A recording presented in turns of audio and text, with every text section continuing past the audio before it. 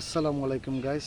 বরিশালে এতক্ষণ মুষলধারে বৃষ্টি হয়, ছাগলগুলো বলা যায় সারাদিন বাসায় ছিল, যে এইমাত্র ছাড়লাম। সবার পেটে খিদা, তাই ডাইনে বাই না তাকায় খাইতেছে। এভাবে পর্যাপ্ত কাঁচা ঘাস খাওয়াইতে পারলে আপনার ছাগলের আর কেনা খাবার খাওয়ান লাগে না।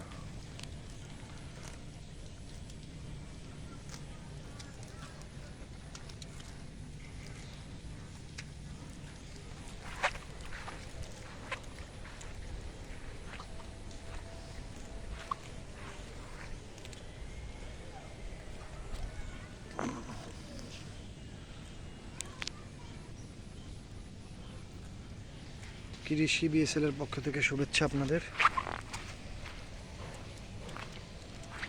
দর্শক যারা আমাদের এই চ্যানেলের ভিডিওগুলো দেখেন, ছাগল সম্পর্কে যদি কোনো তথ্য জানার থাকে আমাদের এই ভিডিওর মধ্যে পাবেন আপনারা।